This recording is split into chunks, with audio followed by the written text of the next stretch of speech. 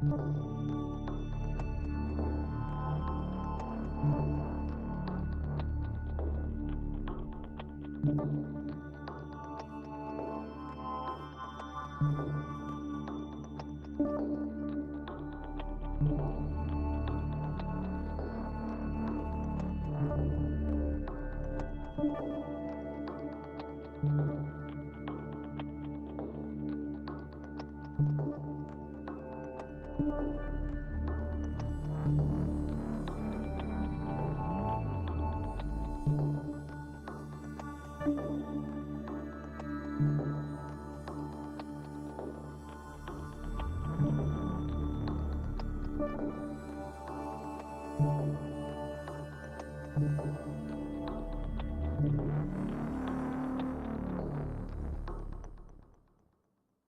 are live!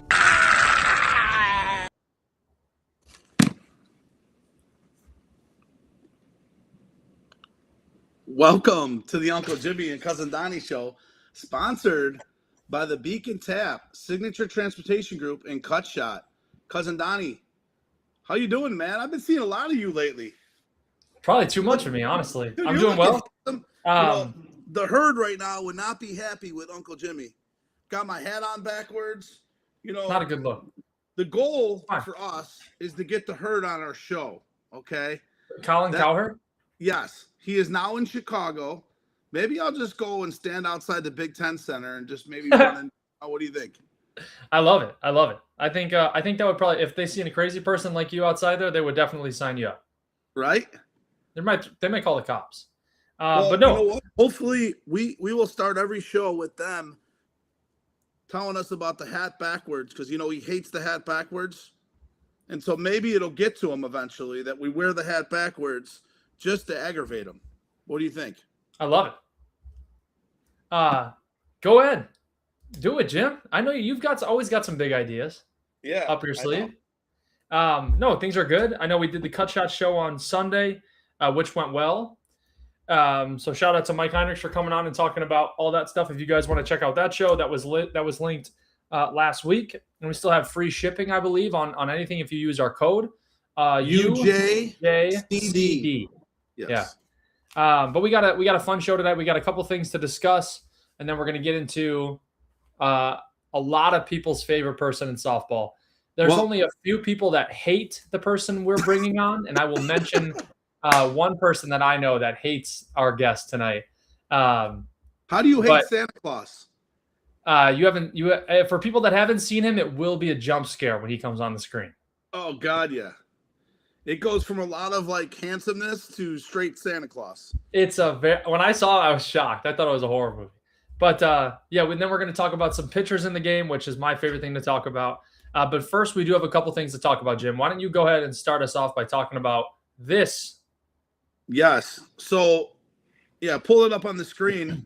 I wanted to bring this up. It's kind of funny to me, Donnie. We always talk about current events, what's going on here in Illinois, or possibly what's going on in the world. Obviously, this is right in our backyard in Joliet. This is the old Joliet prison site.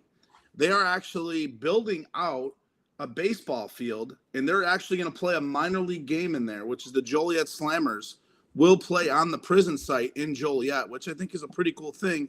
The other cool thing about this, Donnie, is that individual right there, my boy Ryan Daly, made DraftKings in this post. So Ryan works out there at GoPro, who's right there. He throws about a 93 to 95, 96, somewhere in there. He's a pitcher for the Joliet Slammers. Okay. And he works out at GoPro, and his dad is one of our staff members at GoPro. So I just want to throw a little shout out to them. That's I thought cool. that was pretty cool. He was also the first person ever to try the radar gun challenge. Remember, we've been doing that over the course of winter. He was the first person way back then to throw. I think he hit, I want to say he crow hopped 94, 93 when we did it. So that's fast. Got a little bit of an arm, and congrats to him and congrats to the Joliet Slammers. I think that's pretty cool. Are you going to attend the game, Donnie? That's scary stuff to me. I would lobby to try and get a 16-inch softball game out there. Well, that was my next thing. That'd be fun. let's try to get a 16-inch softball game over, in Joliet on the baseball field, right? The Yeah. mound might be a little tough, but hey, you know what? Yeah. It's always a first for everything. That would be something. That would be something. Are you gonna go watch it? You know what? Maybe we will do a live show from there the night they play. I will say that I'm in and then bail. You are very good at that. That is your as are other people, Jim, that you've experienced tonight. But let's move on to our next topic, which is something that's very special to you, and it is the tournament that you run every year, the Dana Strong. So if you want to touch on this really quick. Yeah, so we made the announcement a couple weeks ago on the show about the McCracken family, Jill and Connor, obviously with their two daughters. All proceeds for the tournament's going to be donated to them. This is going to be a $250 plus a ball type tournament. Single elimination, as it always is. August 29th. It's always the Saturday beforehand. I think that, Donnie, this tournament is continuing to grow every single year. Last year, I want to say we had 21 teams. So it's been a great uptick from where it was maybe even 3 years ago, where I was around the 15, 16 range. So now, as we continue to grow, we're getting more and more interest, more and more people getting involved, more and more sponsors. As you know, things always tend to get better every single year. And this is now becoming one of my favorite days for sure. in 16 in softball. So, so it's August 29th. Yeah, August 29th. It's the 8th annual Dana Strong softball tournament. Honored to support a family. Let me put this over here. Angelica and Corey's youngest daughter, Blakely, 1-year-old, was recently diagnosed with acute lymphoblastic leukemia. At the same time, their older daughter, Charlotte, continues her brave fight with Rett syndrome. Holy cow. The emotional, physical, and financial challenges that come with caring for two young children with serious medical needs are overwhelming. Can't even imagine. Between hospital stays, treatments, therapies, and the daily care, both girls require medical expenses continue to grow far beyond what any family should have to manage on their own. So there's kind of the backstory with through every challenge, Angelica and Blakely show incredible strength, love, and dedication to their daughters. But even the strongest families need a community behind them. So unbelievable. So this one's a little more close to me. Jill, the girl in the picture, the mom, obviously, she used to hang out at the old Magoo's. We became very good friends over the years, so much where she actually babysit for my kids. So obviously, as she got older, she went on, obviously met her husband, created, built her own family. So, she's been really close to me for probably 10 plus years now, Donnie. Wow. And it's crazy, but I couldn't be happier for picking this year, for them and the family. I think it's going to be an awesome time. She's from that area and that community in that area too. So I hope to have a huge turnout for her. I hope to have 24 plus teams is my goal this year in the Dana Strong. So hopefully the word can definitely spread. And, last year, like I said, I believe we had 21 last year. So if we can get to 24 this year, that would be a huge number for us. Yeah, it's an awesome day. It's a cool day because you get to play with some different people that you're not always playing with. You can kind of put together a team for fun. And I know that our guy Mickey always, I think, does vision, or if I'm not mistaken, does vision and gets a team in there with his guys. So him and Robbie Grisano can argue for an afternoon, which is always fun to watch. Right. But yeah, it's a great day, and it's a great thing that you do and putting that together, Jim. I appreciate that, but like I said, I'm looking forward to it. More details to come on that, and we'll usually start rolling about teams in June. So they'll definitely hear from me a lot in June on that. But let's move on to the next. How about this one? This is the 27 Yankees, as I said last time. They had a football team out in Arizona to play a bunch of. Even the remix team was kind of like a bunch of guys that normally don't play on their team, is from what I can see. But either way, a bunch of good guys in the picture. But hey, I mean, more power to them. They won it again. I believe there was 10 teams, if I'm not mistaken. I know that there was supposed to be 6, but I think they ended up with 10. So I don't know what the 12-inch team was. I heard that this March team beat the 12-inch team 18 to 8, and then they basically slaughter rolled every single game. So I don't know if they even had a close game. Well, with the team they got, it's kind of tough to beat that group of guys right there. I mean, that's some of the top players in the game, all kind of put together on one group. 7-time champion. So they are going out there and they are winning that tournament. If you're a betting man, you probably wouldn't get much return on investment if you were to bet on March. I would say no. There's not much turn for investment on this team. It's just that the tournament there, though, is not that way. You know what I mean? Yeah. So it's just not. We've been going for, me, Smack Out, and a bunch of our buddies used to go. The first 2 or 3 years, we actually won it with a bunch of our friends. And we had some decent major players at the time. I know like Jeremy Lafrano was there and Joey Sarmacy was with us. Me, CJ, a couple of our guys that never really played major softball went with us. It was always just a really, really fun tournament, and so it's good that March goes out there. They support. They they built the Dodgers, bro. CC said they're built like the Dodgers because CC I think ran the remix team that was out there and took second place. So okay. Yeah, CC. I mean the tournament, as CC would say, it's a fun tournament, right? And it's a great cause. Our boy Al, right? He does a great job, Mag. Al Mag, yeah. And so yeah, it's just a lot of fun, and I think it's cool to see that. But one of the things, I hit the wrong button. One of the things, Donnie, that I think in that tournament next year will be hopefully they get more teams to be committed, right? He pushed the back. Unfortunately, our team this year couldn't make it. I hope we go back next year. That would be an awesome thing. And yes, Rizzo said they gave back all the winnings. I would absolutely hope so, and that's awesome that they did. I think that they mentioned that they've always given back all the winnings too. All 7 years that they've won, they've given everything back. So pretty cool to kind of be, giving that stuff back. But yeah, so it's funny that you called them the 27 Yankees because that team is about as stacked as it's going to get. Other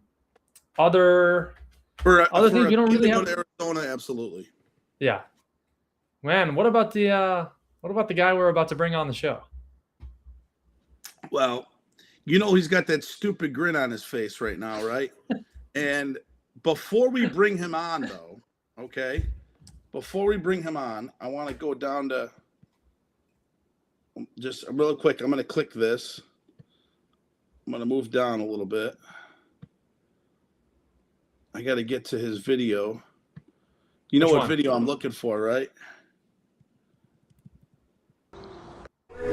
Which one? Yeah. Can he do it, folks? Oh, dear Lord.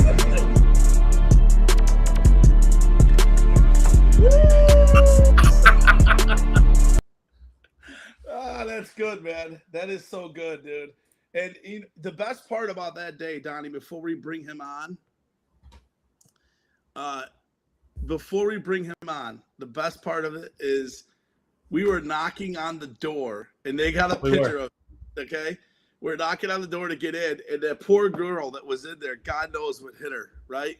It was hysterical in regards to the look on her face when this guy was trying to lift that bar, and we had everyone on the side. So funny. Like, we were banging on the glass to try and get into the building, first of all. And this lady's in there, and she's like, I'm not letting these guys in. You got like six guys. You got Al Rice as part of the group. She was like Robbie Grisano and Jake Majerus were like, yeah, we're not letting these guys in the gym. And then what you can't see in that video, which is the best part, is that there's 315 on the bar. So there's 3 plates on each side. And Mickey, of course, lifts it up, and Al on the other side just holding it for him, which is awesome. I hear you. But That's our guy. Let's go on and let's bring our man on. Can you bring him on, please? I want to you. see his face. Look at him. Oh my God. Dude, he looks like Santa Claus. Beer in hand, Jagoffs. Hey, Mickey, I wore the Jagoff shirt, buddy, so we can be teammates. You know, Donnie over here, he can't be a teammate for once. So right there, I got him right there. I promise. Can't wear a Jagoff shirt. Can't have a drink with his uncles. He can't do anything right. This kid can't do anything. Mickey, what is up with that? I even switched my hat for you, Mick. Yeah, you covered up the handsome haircut. I know. Woo! But did you hear about Donnie's performance last night in the Dome?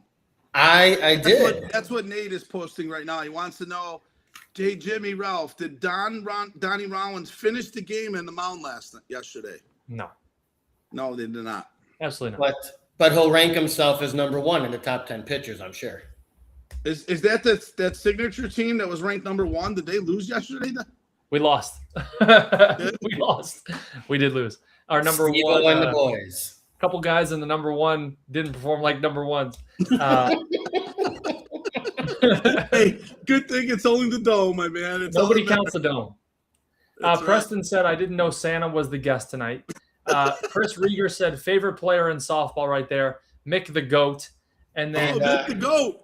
Mick Bales. He spurned me on Monday, Mr. Rieger. Wouldn't even have a drink with me. Wouldn't even have a drink with me at the Dome. He spurned you? Yeah.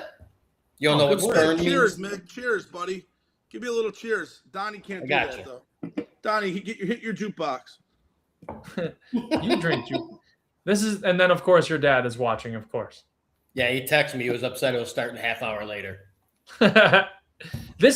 So you are a fan of the show. You watch the show a lot. So he'll sleep to 10 o'clock instead of 9:30 tomorrow. I watch the show a lot, but you don't watch watch every show. I never watch it live, though. Yes. So thank you for staying up past your bedtime and jumping on the show with us. Appreciate it. What's up with the beard? I was bored. Let it grow out a little bit. Wife and kids hated it. Kept it going. Did you dye that thing? No. This has been white forever. For a very long time. I just never grow it out. No, I meant your hair. Nothing up here though. No, you're talking about this don't get dyed. No. This is always shaved. I never have hair. Yeah. That's true. Dude. But I'm the first time I'm going to a stylist Saturday. Are you going to Joel? And you know who?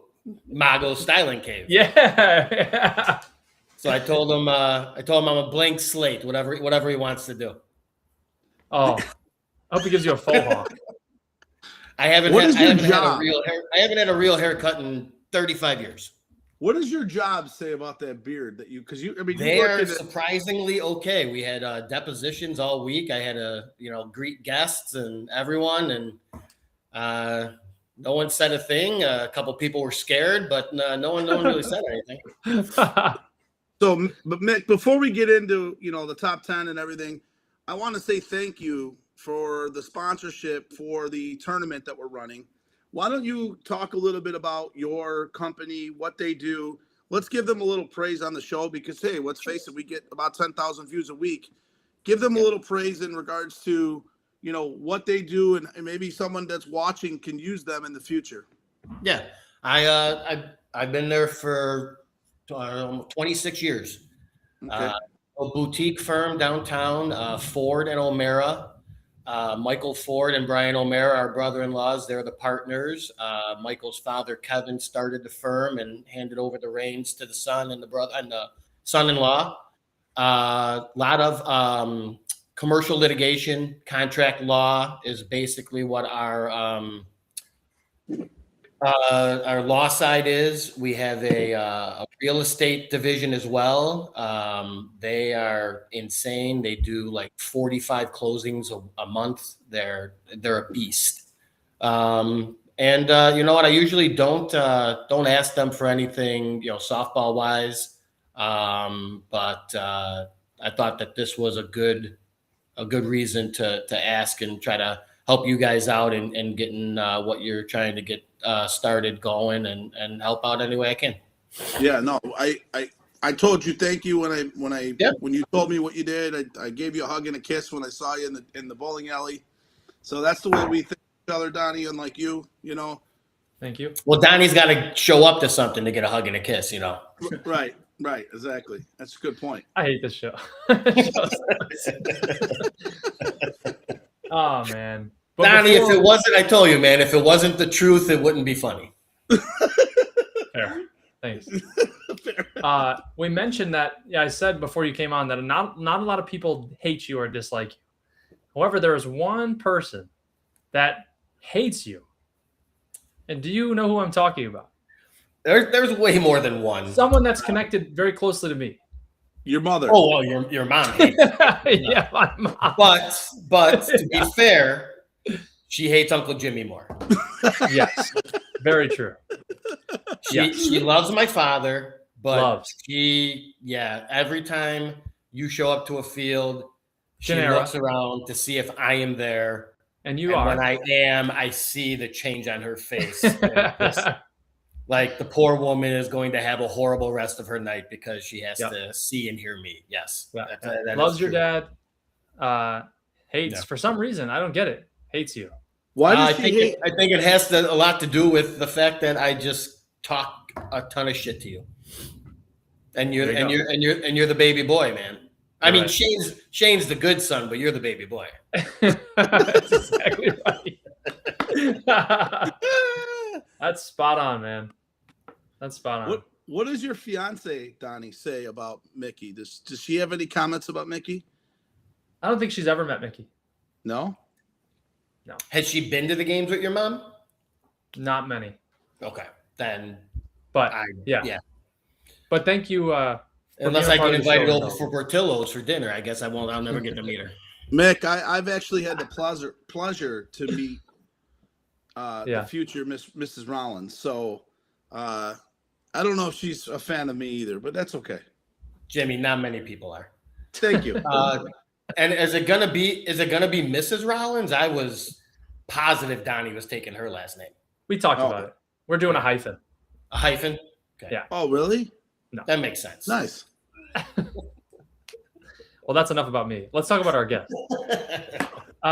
And why he's on the show today. We're talking about pitching. Mickey, something that you did at the highest level for a while and probably still could do if you really wanted to and wanted to be around the game a lot, which you always are and go to watch.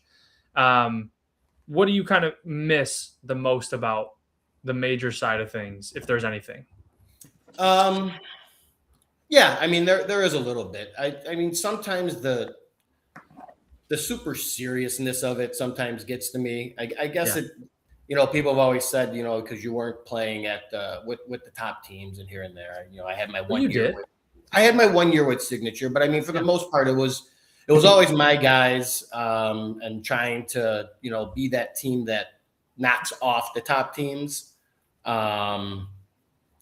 So I guess I do miss that top competitiveness, but as you guys know, and a lot of people will attest to, some of these, I last year I got the chance to play at the last 2 years I got the chance to play at Kennedy in that Tuesday-Thursday league, and you guys have brought this up on the show before. The talent that's out there, it's just guys that just want to play local and don't want to make the drives out to the big leagues or the tournaments or deal with whatever they feel is what they think is wrong with softball and stuff like that.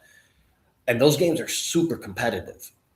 And so I get the competitiveness there, but at the same time, a Sunday at Forest Park is still a little bit different. Sunday at Nationals is still a little bit different. So if I had to say I missed anything, it would be on the rare occasions that I got to those games. But those games are probably, I mean, besides the guys, besides the guys that play that I don't get to see anymore, that would probably be the thing that I miss the most. Mm-hmm. So before I get to my first question, we had a question from the audience, and this is pretty funny. So and this is from JP. He says, "Is that Mickey Balestri or Mick Foley?" You'll laugh at this, but I have more missing teeth than Mick Foley. So. Hey, just so you know, no bathroom breaks tonight, okay? No, there's definitely going to be a bathroom break. I went right before we got on the show, but I'm older now. I mean, I'm a year older than I was the last time. It's going to happen. Oh, shit. What did you do, Don? I have a photo. Yeah. Oh, he's loading the photo up. There's Nick Foley. That's Nice. pretty good, dude. I ain't gonna lie. Thanks. I said this ain't white yet ish. It's a little bit. If Joel let me grow the hair out, we'll see if I can match it. I hope he does it before and after. I really does. I really do. He can't shave it down. I wanna have it long until it gets a little warm, because I sweat profusely, so it's gonna be horrific. I think Jimmy saw me at the bowling alley. I was pouring sweat, and I mean, you know how much energy bowling takes. Are you a good bowler? Yeah, Jimmy didn't think I was, but it was the first time I bowled in 6 years, and I threw a 582. He's a good bowler. Like a 190, like a 194. That's awesome. Yeah. Jimmy, are you a good bowler? No, I haven't bowled ever in my life. No, he bowls on Thanksgiving morning. You bowl because you can't come to Turkey. I do. I take that back. I bowled in 1 or 2 years, probably about 15 years ago, in the same place that I saw Mickey at Rolling Lanes with my in-laws and my wife. And if I was like a 160 or 170 average. I wasn't very good. Dude, as exciting as this is, I was by Big Mick's house over the weekend, and there was a bowling championship that was on there. And like the guy won, like he threw a 175 and won the tournament. And I'm like, I was hammered 3 weeks ago and dominated that guy. Bowling sometimes is the weirdest thing. The oil patterns are way different. Yeah, I mean, I'm not like the Sanchez's, the Mannies, that They're dominating the globe, but Sean Quinn. I can hold my own. Somebody in the bowling world, didn't we just have someone in the softball world bowl at 300 last year? I think we talked about on our show. I think Hemer threw one too. Hemer's thrown a lot. Anthony Stacy could bowl pretty good too, I think. Oh, Sean Quinn is watching. So Sean's a really good bowler. Yes, Sean is a good bowler. Good bowler and good race car driver. And he drives a car like a beast. By the way, Papa Magoo's is a sponsor of the Sean Quinn Racing. Nice. So you have a sticker on the side of the car? I haven't seen it, but I gave him money for whatever I gave him money for. So your face is on the side of the car. You don't even know it. You bought him a PlayStation. Yeah. Yeah. So I don't know when his first race is, but it'd be nice to know when the car runs. So, but Mick. Yes. Donnie asked you that you played softball at the major level for the longest time. Why did you step away from let's get into some reasons why you stepped away. And I think it's important because a lot of I think what you're going to say is what we always talk about on our show about making the game better, but I want to hear it from you. Give me some reasons on why you kind of stepped away a little bit to go play the park ball. Because you and I both know you could probably be on a top 12 team pretty easily as a pitcher. Maybe even a top 5 team. Well, thanks for that. I think the last year I played major was with Moneyline, Matty Dozen's team. It was the year before they did the combo with Mandarino and his group from Good Program. Yep. And it wasn't as fun as it had been in the past. It seemed more like a grind than fun. And I said, you're making the travel, you're getting out of work early, you're missing the family stuff, and I'm okay with doing that, but there's got to be a reason I have to enjoy myself. So, I mean, when you're sitting at work and it's 4:00 and you're praying for a rain out, maybe it's time to switch up what you're doing when you're playing. And everyone thought like when I said I wasn't going to play ball, everyone's like, oh, he's taking the year off. And I'm like, I played every day.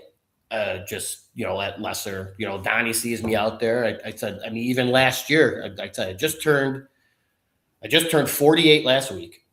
And last year I played 7 days a week. I played Mondays at Westchester with the Meatball City guys. I played Tuesday and Thursday at Kennedy with the Savage guys. Wednesday was with Italian Connection in one of the 30 leagues that Genera has on Wednesdays.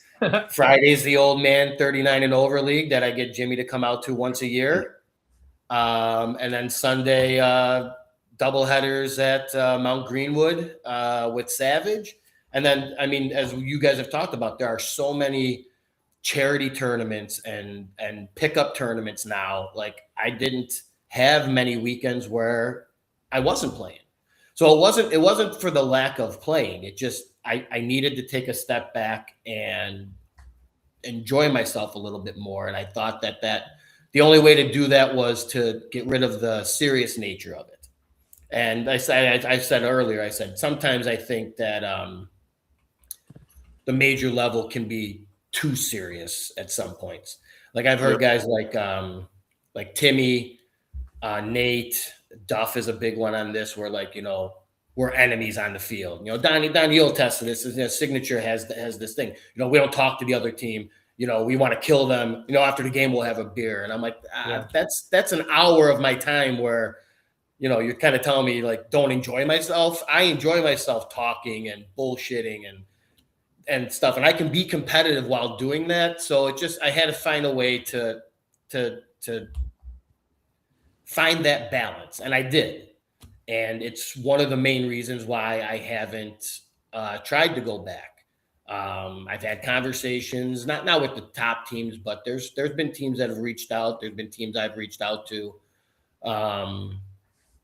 But it's one of the main reasons. But then the secondary reason is my kids got a little bit older. They started playing. I got 2 daughters. One plays softball, one plays volleyball. The younger one plays volleyball and soccer. Some of the time frame overlaps, and if I'm playing major ball, I can't tell a team I'm only going to be there 50% of the time. I couldn't do that to a major team. I mean, I couldn't really do it to a park team unless they were okay with it. And luckily enough, the teams that were nice enough to have me join them in the park ranks were like, you know, yeah, you got to miss a game. We got to back up when you come back out. And I said, you know, I don't have to play when I come back out. I'm not going to be there all the time. So it was a good mix. It was a good step back. And I said, I've been really enjoying myself. Let me not to say that I'm the top leveling still on the horizon, but I have been enjoying myself. And he's the Team Jagoff third base coach, the best third base coach in the and right fielder. And right fielder when we put him out there. That is correct. Let me ask you this, Mick. We all know kind of how you are as a player and how you are as a person when you are out there. You know, how are you as a softball parent when you're on the sidelines watching? I am completely opposite that you would think. I don't say a word. I don't like my dad will sit next to me. And he's like, you know, what's going on? What are the rules here? What are this? And I'm like, I don't know. You're asking too many questions. I'm here to relax, chill, watch the kid play, make fun of her when she doesn't do something good like I would with anyone else I play with. Sure. So no seriousness at all. I do have a luxury of my kids not being serious about it. So I think that makes it easier on me. So if they're good, they're good. If they're bad, they're bad. But they play, you know, it's not like they're just, you know, out there being the bench warmers or anything. You know, they play their sports. They start on them. But no, I'm super chill. I'm relaxing. I'm trying to enjoy myself because Donnie, it's the same thing. If I go out there and it's a hassle and like, I'm all, you know, agitated and like complaining about coaching and what are they doing here? Like, then it's not fun. Then I don't want to do it. So I'm like, I have to be able to just chill. And it's fun. I never would have thought 10 years ago that I would choose going to like a 9-year-old volleyball game instead of going to a softball game. But you know, it happened, and I'm okay with it. It's all right. All right, Donnie, go ahead with your next question. No, your turn. I just asked a pretty. That was his question. Pay attention. I know like all my questions are going to come out when we do this top 10. So, but that's all right. You can save them. So You are getting a lot of really positive comments, Mick. I will say, Jimmy. So you could pause a sec. I'll read some of these comments. Angela wants to know who the old man in the middle is. Maybe you can tell this story before we get to the next question. Scotty Zarnik said, "Never forget Shooter's money line, 30-30 game." It'll be that'll be in my top 10 story. So we're gonna say that if Scotty can stay up that late, he'll hear it. So Donnie, when we do this top 10, you are in control of the videos that we brought tonight for our audience. Okay. So make sure you're able to click on those videos. I think we're only gonna use one, Donnie. So I won't make you work too hard. I think you got to use two. The other one is pretty good too. Okay, because it's about Mickey. So we have. It is about me, but it's about him too, and he's an asshole. So. And then we have a third surprise video that you don't know about. I'm all good for the surprises. But my next question is for about the state of the game. Yeah. We talked a lot about you. Now, you've been around softball with your father for as long as you've been alive. Pretty much. What comes to mind when you look at, I'm talking not about the attitudes or playing the game. I'm just talking about the game itself. What is something that comes to your head when you look at the major game now compared to what it was as you're either growing up or maybe even what it was 10 years ago when you were still playing? I mean, a lot of this has been said, but I mean, it's what the truth is that, just the number of teams, the number of players that are able to commit to play at the top level just is low. And it's unfortunate. And I'm not saying that the people that play now, talent-wise, aren't as talented. It's just the pure numbers aren't there. And the biggest thing is that these league games, they don't mean anything anymore. Yeah. I mean, you've brought this up many times. I think Nate and some other guys have brought this up. You would have a league game at Prospect. Prospect had 3, and I didn't play at Prospect. It was impossible for us to get there from Bridgeport for a 6:45 game. So we didn't even bother trying to go out there. But I mean, I've heard stories of you got 3 divisions. And every game meant something, no matter who you were playing. You were playing cash games on the side, and nobody missed a league game. You showed up because if you didn't make a league game, you did not play in the tournament. And that didn't matter who you were. Just because teams were that good. They were 15 deep. So you can tell a guy, well, you didn't show up to the league game, you're not playing in the tournament. It's just a different state. I think that even Hodgkins, remember Hodgkins Pro League? Hodgkins, same thing, yeah. I think that changed when some of the better teams started making those concessions to players, where guys like, I'll come to your team, but I can only play this day. And I was like, I wouldn't get that guy unless we made that deal, but we need that guy. We want to be the best team. And I think that started to change the shift of the way that softball has become. And again, it's not a knock on those players who say I can only make 50% of the games. I mean, I would much rather see those type of players play on like A teams and make them that much better than, a 45s or a Signature or a Flash having 7 of these guys on their roster because they know at all times they'll have 4. The better team should have the guys who are going to be there all the time. Right. And Donnie, I think, I always bring this up when I'm talking about the major game, like the guys on Signature now that came over from Impact. Mm-hmm. I played against that Impact team. They were still with them before I left, and they were all good players, but they just seemed to get better when they went to a better team. And they're there all the time. They have the commitment, they have the drive, and that's what softball needs. It needs more of those players. And instead of, I'm trying to think of an example of somebody. I can always say Robbie, but I don't need to talk about him. Vince Sacey's a good example. When Vince was playing on Players Inc., he had more free time. He was there all the time. Job, family, or whatever it is, he can't commit. But he's always been on top 45s, Signature, Flash, at a 50%, maybe even less of a time of his commitment. And I think that, okay, well, why would you waste a spot if you're one of the top teams, why would you waste a roster spot on a guy who's not going to be there? That guy could go to an A team or his friend's team who's trying to move their way up, be there when he can, make that team better, show that team how to play. Now you maybe build up another major team. And that's always been my take on it. I just think that the game had changed once the top teams started making those concessions. Let me ask you this. And I don't know if Donnie, and tell me if I'm wrong. Do you think that the inflation in the world, okay, I'm talking about things being a lot more expensive to live, has changed a lot of what we do in our, as we call, pleasure life, right? So we play softball for fun. You know, even 15 years ago, things were half the cost of what they are today.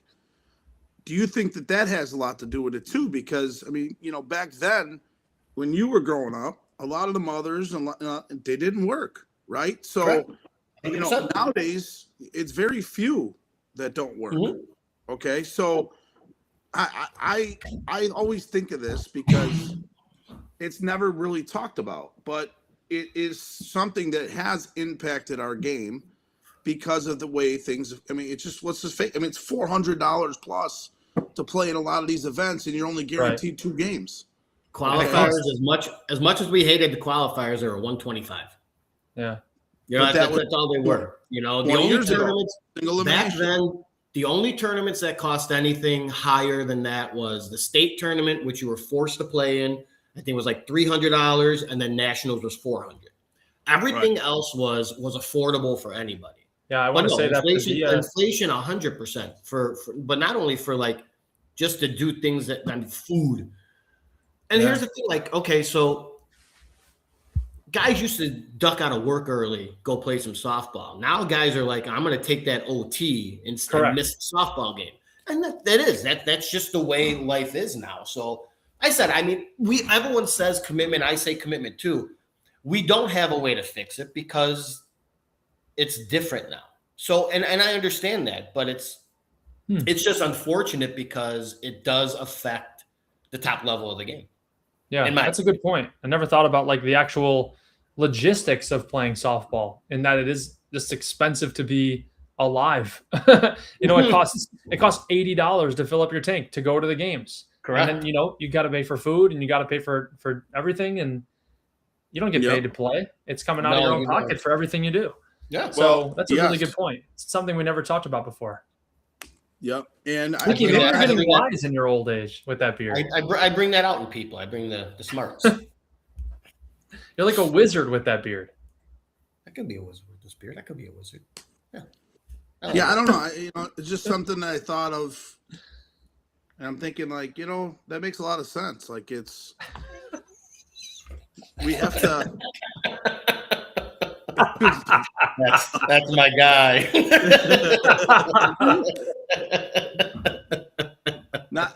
Hopefully when I die, Joey Cars buries me for free. All right. Oh, absolutely. So there's a good comment that I was going to mention. Pekis mentioned that the one-day tournament for the ASA National is like $400 for a one-day. You know, one-day event.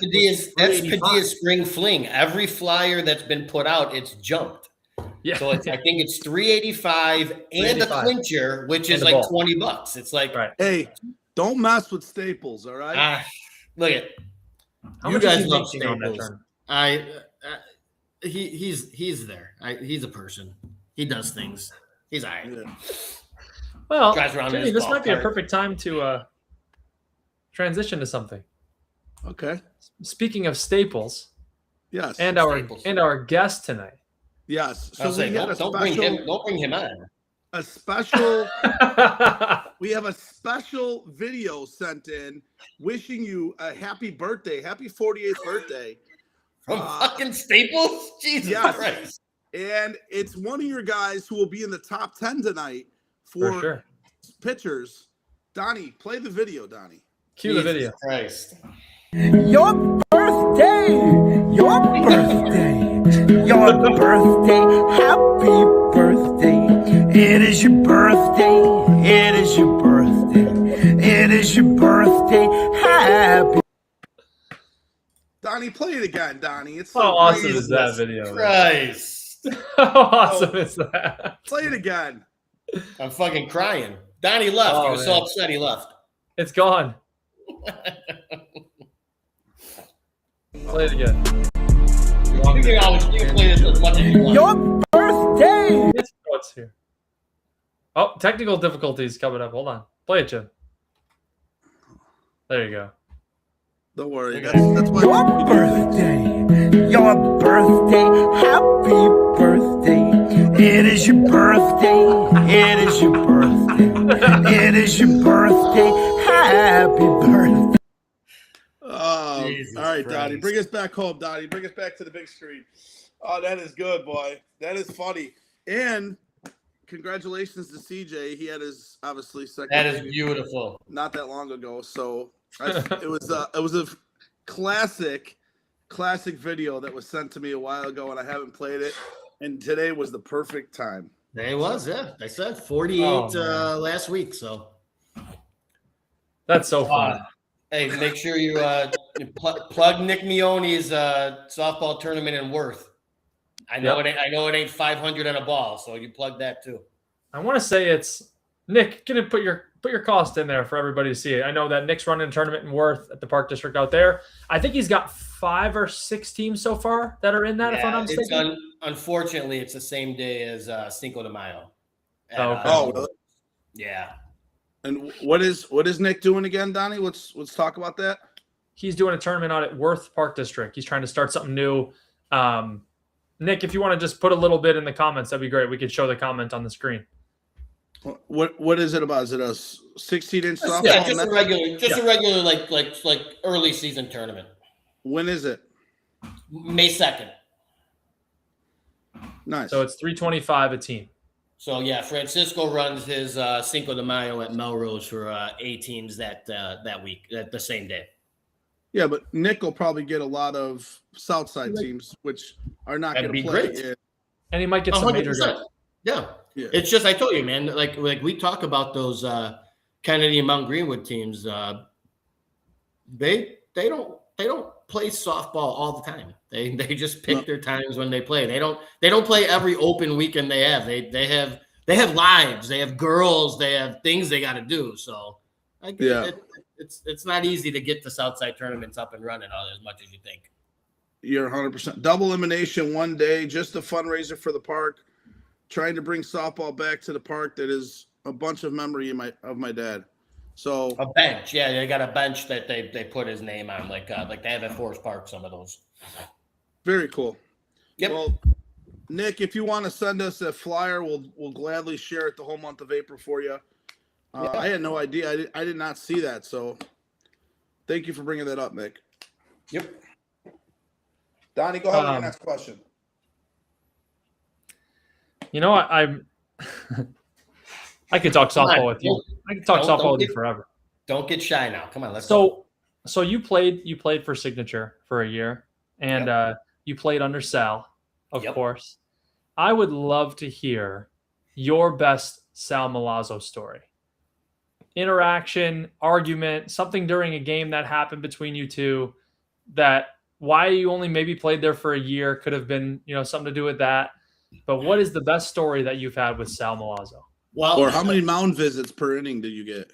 There were a lot of mound visits. I had the luxury of Sal and Patty Caputo. So I had both. I'm sorry.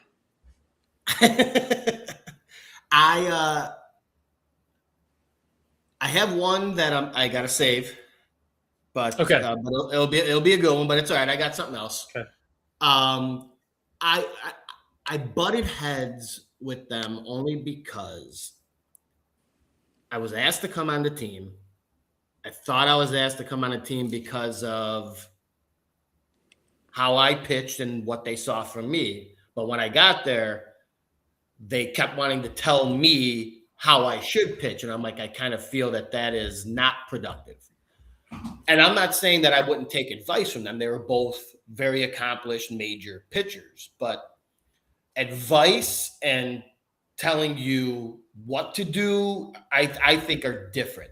So Good stories, bad stories. Well, I think the story that I like is When he drank 24 Miller Jack Lights. Nakanishi was the other pitcher on that team. I mean, Robbie was there, but we wouldn't really let him pitch. And Sal took a step back that year, and that was one of the reasons that I got the invitation to come there. But Jack and I split during the year, and then when Nationals came, Jack wasn't going to be there. Jack was going to a concert on the Saturday at Nationals. We were in Wheeling. Jimmy, you played with Hex? Maybe not. Jinx. Or no, Jinx. And Donnie, you weren't alive yet, so that's Right. So I knew I was going to play because Jack wasn't going to be there.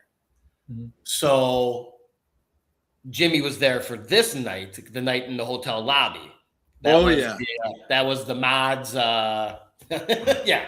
So we stayed up, Donnie. We were in the lobby till 3, 4 in the morning.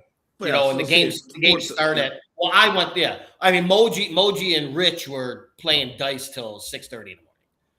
But we stayed up all night. When Sal and them had done their SSA thing after the fields had closed on Friday, then they go and they have their meal afterwards, and then they come back and it's 12:30, 1 o'clock or whatever. And I'm pounding beers in the lobby. Jimmy's there. Most of the Lose One guys were there because I had played with them the year before, and we're just having a good time. And Sal just walks in and just looks at me like, "You son of a bitch! You know we have this. You can drink after the games. You got to be ready to go." And I'm like, "Well, I know that I'm playing. You're not pitching Robbie. You're not gonna pitch. You haven't pitched all year. I'm gonna play." So I didn't care. I feel that was probably the last straw of me being invited back on the team, but that was a great Friday night. Not to mention, we did win the tournament. I'm just going to throw that out there. We did win that tournament. And you pitched, and you won the tournament. I pitched. We won that tournament. I don't see a problem. We didn't have Jack. We didn't have Kevin Duff all day Saturday. He was, I don't know if that's the same concert or something else. Burrito played second base the whole day Saturday. We beat some good teams, had some luck along the way.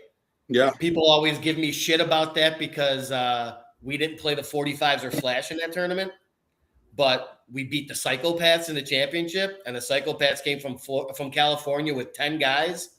That's all they had, and they beat the 45s and flash. So we didn't have to. I think flash and 45s played in the first game. I think Jibbs beat them with a bunt down the third base line. And then 45s went in the loser's bracket, and then Psychopaths knocked out Flash and 45s in the loser's bracket, I think. So we didn't play the top two teams, supposedly, but won it. And I said, I don't care. I don't care. Why would you? Man. So yeah, I think that was one of probably the final straw of me not getting the complete invitation back the next year. Sal will probably say something different, but that's okay. Let's get into our top 10. Yeah, you're right. I'll ask my question at the end about we've asked him before, but I'll ask him if he's got anything else he wants to share, and then we'll tie it over to him with questions for us. But let's get into the top 10. We can get through this pretty quick, and then we get back on Mickey. So do you want to start with your honorable mention? Let's preface. Mickey has his own top 10 that he also wrote. So, you guys had asked me to rank the top 10 pitchers in softball, and I think they all stink. So I didn't want to do it that way. So I wanted to do my own little list, as I normally do. Well, hopefully people will like it. Got some shout-outs to some people and, story here or there, but I'll get to make fun of your top Mickey, 10 picks round. Mickey, why don't you take the floor and go through your list? You want me to go through 10 through 1? You want me to go just rapid fire? Jimmy, what do you think?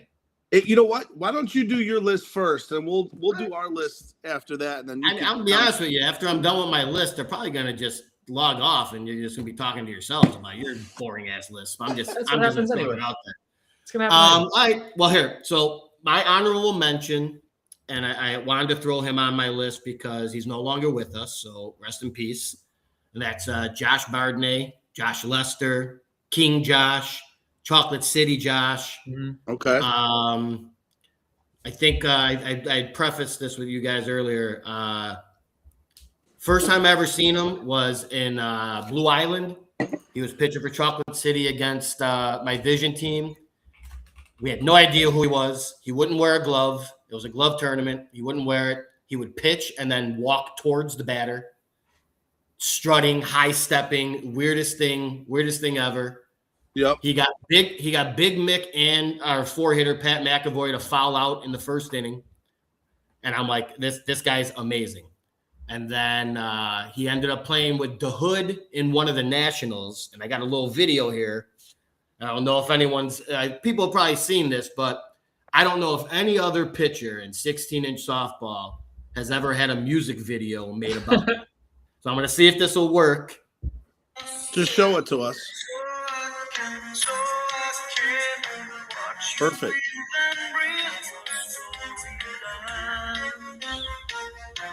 They were playing a team from Pennsylvania. And that's him walking towards you after he pitches, high stepping. And the team from came in from Pennsylvania for the A Nationals. And they took this video of him playing against them and they remixed this into a video. And, Very cool.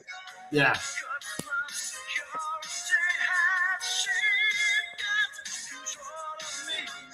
He's dancing.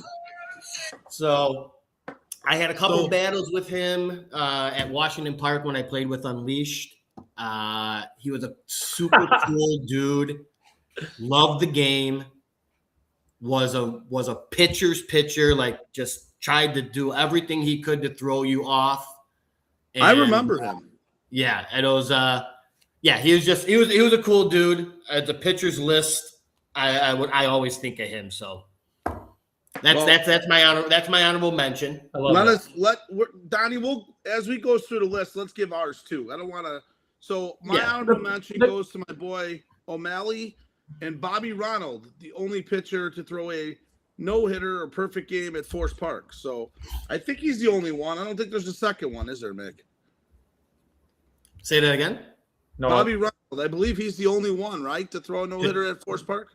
At Forest Park, yeah. Angelo has the perfect game at Nationals. At Nationals, yep. And then I also have Tommy Sr., Mr. Lentine, as well as honorable mention. Guy's a monster. I think that's fair, Bobby Ronald, because he doesn't really play the major game, but if he did, he'd be a top 10 pitcher in the game easily. I mean, Bobby's a great pitcher. I ask him a lot about pitching, and we have a pretty cool relationship where we could talk about that. I have Brian Crosdale as an honorable mention from Menace. I think that he is a darn underrated pitcher too. He's played at the A level, may not get the respect that he deserves. And then another honorable mention, I got my guy, John Ryan Doss, because I think he's going to play a little bit at the A level this year with YTD, but he's a damn good hitter. And him and Mickey have a lot of similarities in that they will talk shit and have fun during the games. And I think that's a great trait that they both have. There's my guy, Mark Manizzi. Mick, who's your favorite Manizzi really quick? Matt or Mark? Their wives. Their wives. Okay. Jimmy, go ahead. That's a good answer. So I'm going to go to number 10. Mickey, we'll go to your number 10 next after me.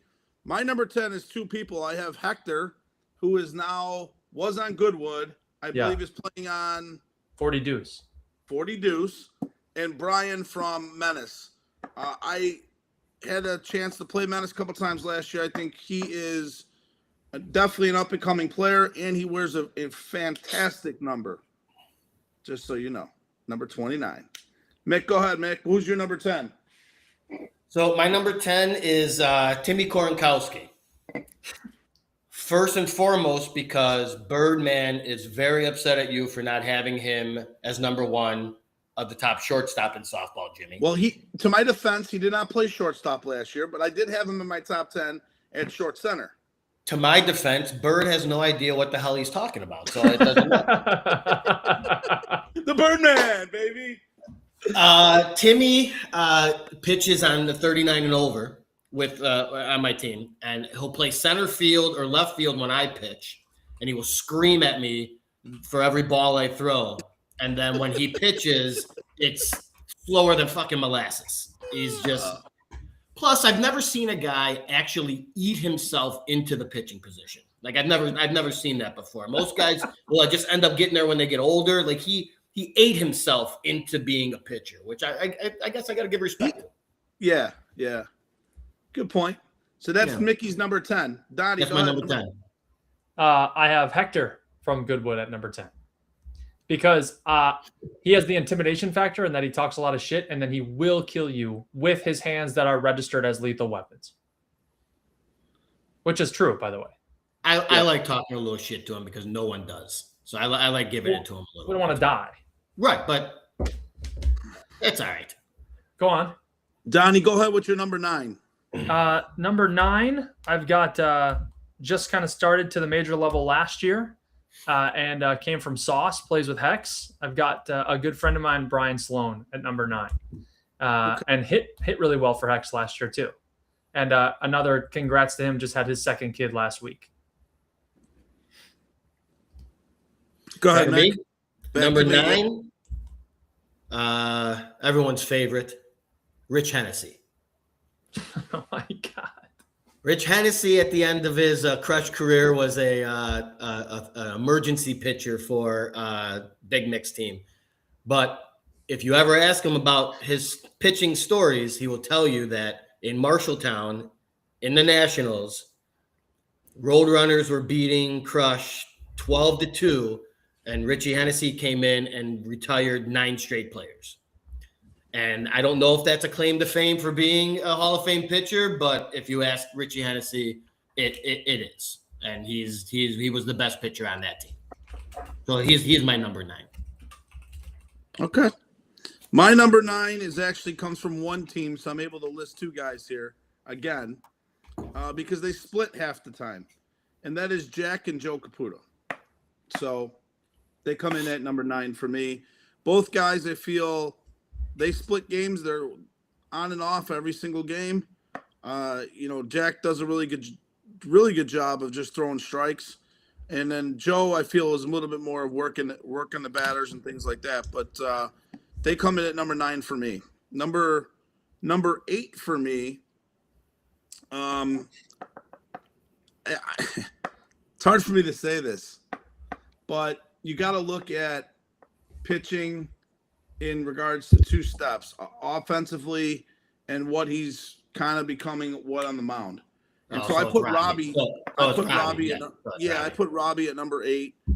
Robbie, to me, I think as time goes on, he's going to get better as you do it, of course, like everyone else would. But offensively, obviously, he's the top 3 guys. So especially if he moves to the mound, he can still hit and still do his thing. So Robbie at number 8. Go ahead, Mick. Number 8. I'll let Donnie give number 8 because I have to get the puke out of my mouth that Rob's in a top 10 pitcher list. So, Number 8, I got my guy from High Y 2-8 Corvette. He's super tall, stands like 6'5", pitching machine, throws a lot of strikes, throws the high drag, which is difficult for a lot of hitters. Just kind of relies on his defense a little bit why he's not higher, maybe just a little bit behind defensively, but he cuts the shit out of it, and he's a great hitter. So I'm a fan of 2-8 in his game. And I kind of have him as a tie in the 8th spot with TJ from Hall of Fame. TJ Flanagan, who I think is the only pitcher other than maybe Eric Mandarino that leads off. At the I know he gives a ton of dirty looks when you walk across the field against them in Iowa. I know that. He does. Mickey, go ahead. My number 8 is Will Russ. Number 1, because I don't know if there's another pitcher currently in the game that can drink as many beers as me when pitching. And number 2, I don't know if I've ever met a pitcher who has pitched with a mat and refuses to use the mat. I don't know if I've ever. It's almost as if he doesn't know the rules of the game. So we play at Berwyn, Donnie, with a bat in the fall on Wednesdays, and he never hits the bat. Oh, dude! He has used the excuse that the lights are in his eyes. The B field is tough. It's amazing. It's actually impressive. I think it's probably harder not to hit the mat than it is to hit the mat, and he's able to do that on a consistent basis. He's very good. He is one of my favorite teammates. He is the kid. He is a cooler killer. There's no doubt about that. Go ahead, Donnie. What are we on, 7? I have Robbie Grisano at number 7, just because I think he's a top 3 hitter on the pitcher's mound for sure. Mickey, you got to look at it from offense too, Mick, not just pitch. Sure. Then Robbie, I put him at catcher, DH, or the all bald team, but not pitcher. Right. So that's fine. My number 7, Mick. Before we get to your number 7, I have Donnie and Travis Clark. Wow. Number 7. Hell yeah. Fuck yeah. So I figured now is that just because Donnie is the number 1 super fan of Resmondo? Yes. Or is it because Donnie is now the Hall of Fame 12-inch player? Yes. Like which one? I figured you would like that. So Donnie played 12-inch now, so I put him in the same category as Travis Clark. So you're very smart. I'm honored. Donnie, on Monday, I did get to see video proof of your home run and right field prowess in 12-inch from our good friend Jake McTeague. So that means you had to talk to him for a half an hour. Yeah, but he was scared of the beard, so he kept it short. Hey, Mark said Donnie is underpaid if he's on the same spot as Travis Clark. You're damn right. They better start cutting some check. I'm honored to be even mentioned in the same sentence as that guy. Have you tried his pitch? The underhand where one? He does the weird step forward? No, I will, though. I'm going to try I think you got it. Pops just texted me 2 funny videos. I'll try and get them on the stream. So number 6. I'll jump to number 6. Actually, no.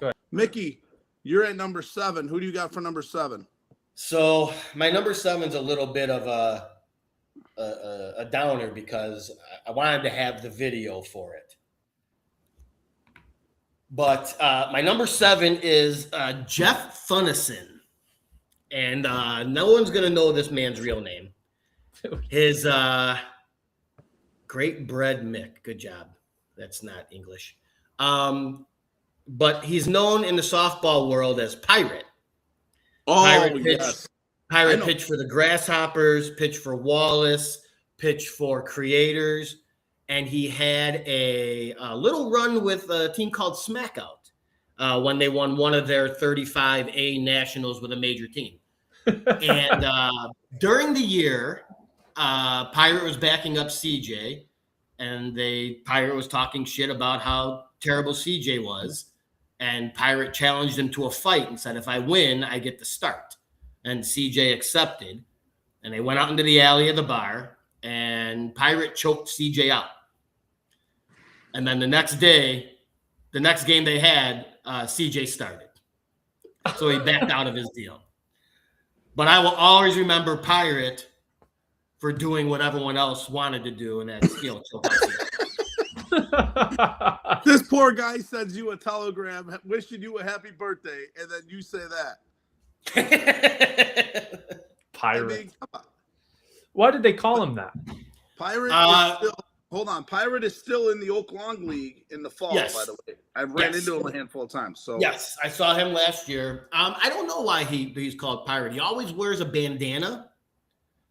Not an eye patch as far as I'm aware, but yeah, I don't know exactly why he's called Pirate. Good dude though. Really, really good dude. Likes to drink, likes to party. I had a good time with him, I think, in Elgin at one of the nationals. But yeah, give a little this to CJ, and then CJ said I'm still pitching. So yeah. So don't make bets with CJ. That leads me right into my number 6, and that is CJ. CJ's been a guy who's been pitching. I mean, as far as I know, his whole life, he's never played another position. That gives him a huge advantage over some of the guys who have just started pitching. He's very good at working the ball 6'12". Defensively, obviously he struggles a little bit, but offensively, I say he's turning into a little bit better hitter than what he was 7-8 years ago. So I think CJ at number 6, and he's playing on a young team. I think that's only going to get better. Mhm. I could see him, hopefully improving here even more as he hits his prime years. So CJ at number 6. He does. He does help those kids out. There was something that I think they needed a little bit. They used to have some of the older veteran iron guys pitching, but I think CJ helps them out a lot there. Yep, they needed an upgrade at pitcher for sure, and they got one. My next guy is Chris Rieger from Whale, who I think is a stud athlete, St. Pat's alum, of course. So that's good in my eyes. Of course. And could probably be a top 5 hitting pitcher in the game as well. I think Chris is a fantastic hitter and one of the better defensive pitchers in the game. Go ahead, Mick. Number 6. Ahead, Mick. Well, just talking about Chris Rieger's pitching or all the other good stuff you said? All the other good stuff. No, the good stuff is there. That's the pitching thing I was talking about. We're on number 6. Number 6 is our good friend Donnie, Sal Milazzo. Yeah. And we'll get to the story you were asking about before. The year I got picked up by Signature, the deal was Sal was going to take a step back. Robbie was not going to pitch in order for me to come, and it was going to be me and Jack. In the first tournament of the year, Robbie started. Jack came in. I pitched to a batter, and then Sal finished the game. So I'm like, okay, I don't know what the hell's going on there. But Sal will always remind me that I was pitching against Miller at the Westchester tourney, and I got shelled in the first. And I walked off the mound down 4-0 with the bases loaded. Sal threw one pitch, got a double play, and then got a fly out. I gave up the 5th run because it was my run. And he threw 6 shutout innings after that, and we won 6-5. Lucky enough, he's old, so he let me pitch the next game. I'm pretty sure I got shelled in that game too. But all the back and forth Sal and I have, he will always remind me that he had to save my ass the first year I played on Signature. So he comes in at number 6 for me. Nice. Donnie, number 6 or number 5 for you? Where you go 6 and 5? But the next person is actually a group of human beings, and it's the 45s trio of pitchers with Izzy, with you, Mr. Moretti, and then Mikey Marola. In that we had Mikey Marola in the utility because he could play any other position. Jimmy, I think you have your hitting, which you are one of the top hitting pitchers in the game. I sincerely mean that. Who are you looking at when you're talking? You're not even looking at the screen. I'm looking at him on the screen. I'm looking right at him. All right, I just want to make sure. And Izzy, for some reason, just gets everybody out. And I don't know how he does it, but he gets a lot of guys out, man. And he's anything above his waist, he catches. But Jimmy, you definitely provide value for that group. Hitting and pitching, we all know you're going to mess with hitters and throw strikes until you throw a couple balls and argue with a guy here and there, but you always bounce back and you throw strikes again. So, but there you go, man. The trio. That was hard for him, Mick. That was hard for him. Very.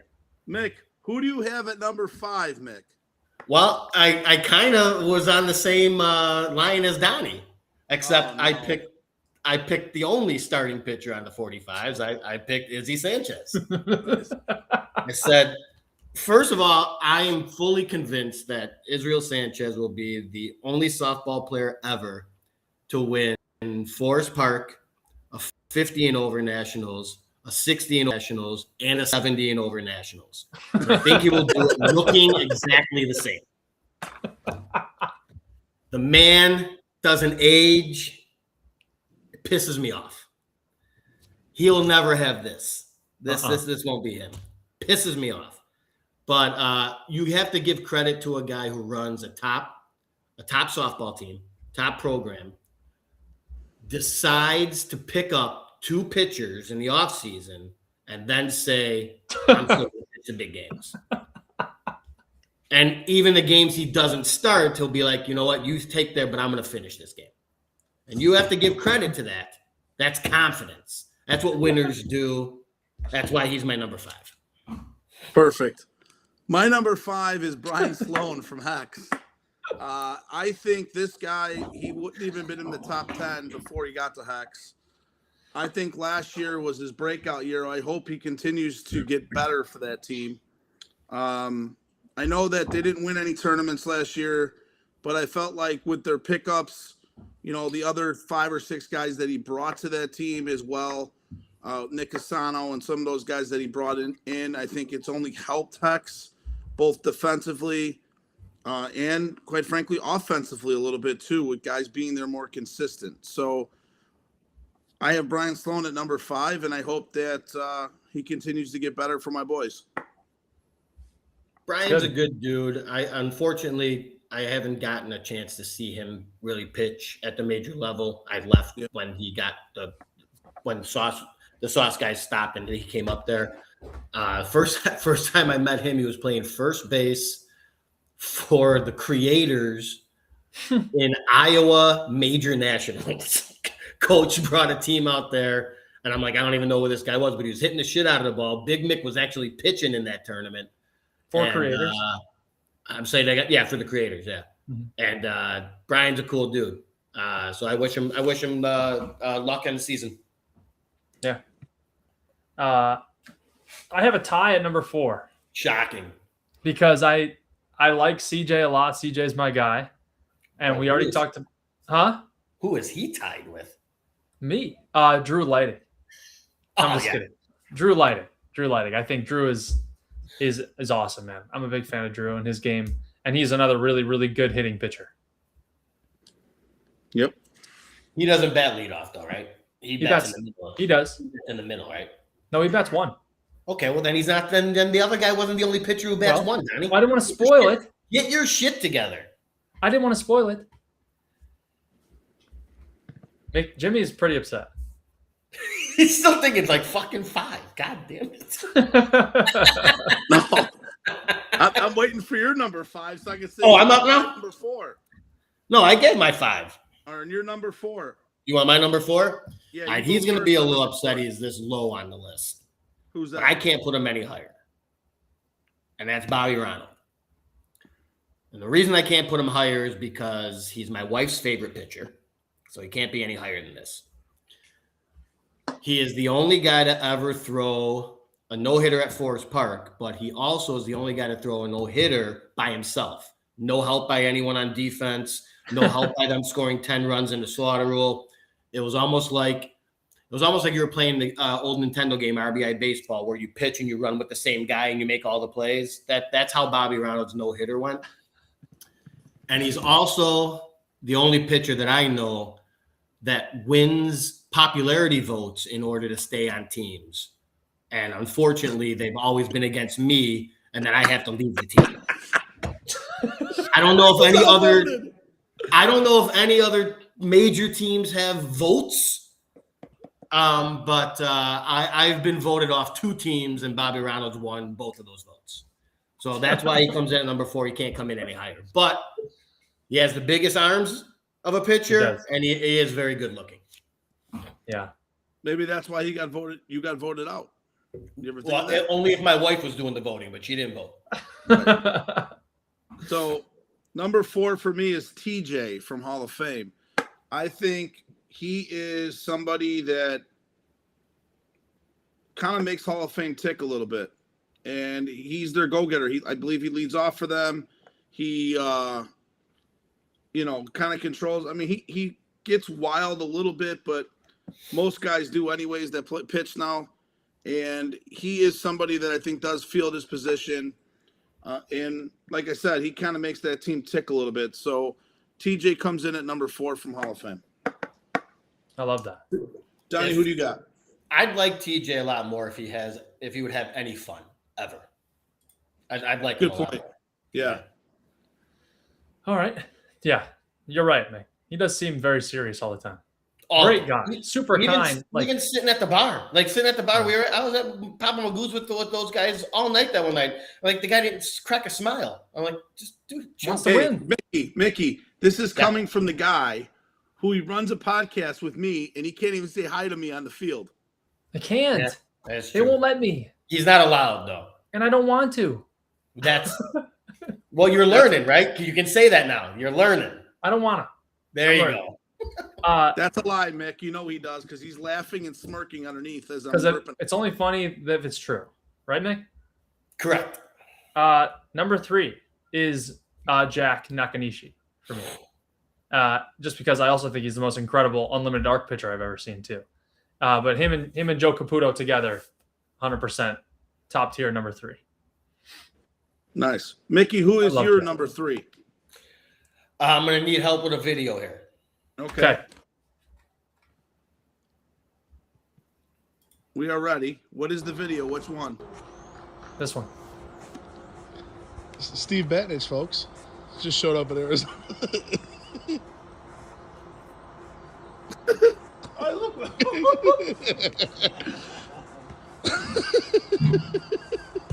Come on, Oscar.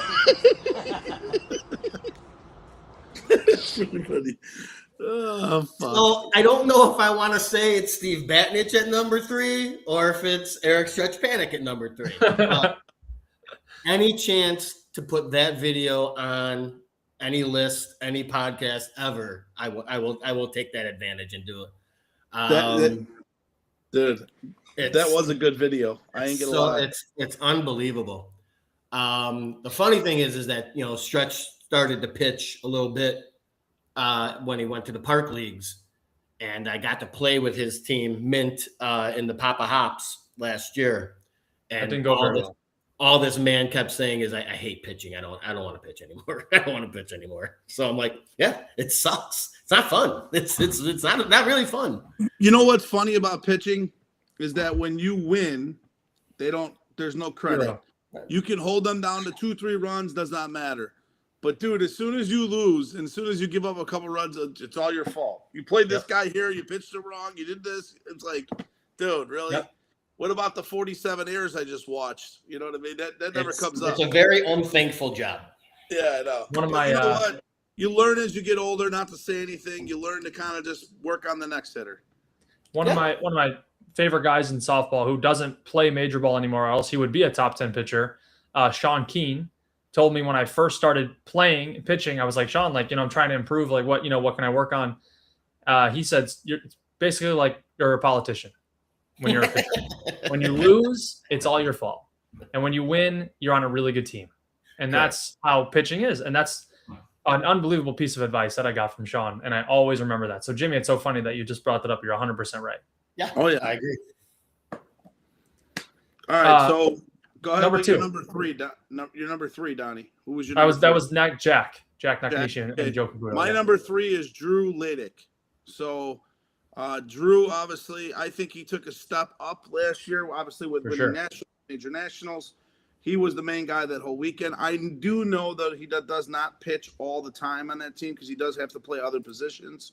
But when he was pitching at nationals, I think he was one of the main reasons why they won major nationals. Not only did he pitch well, yes, it was with a glove, but also offensively, as you said too, definitely a very, very good hitter.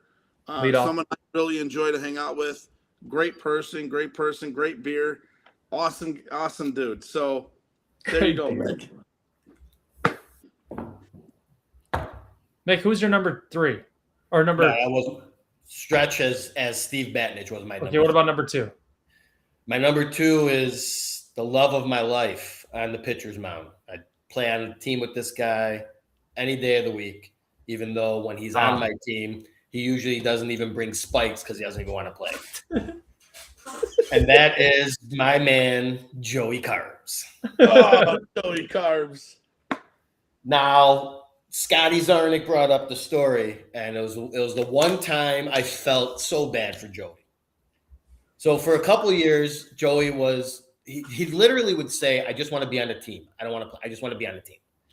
But then, as the game progressed, as you guys know, you need more than one pitcher. It's a tough game now. So I'm like, Joe, I need you to be ready to go. If I'm not pitching well, you're going to come in. We're going to switch it up here and there, whatever. And he just refused to like bring spikes, bring anything. He just wouldn't do it.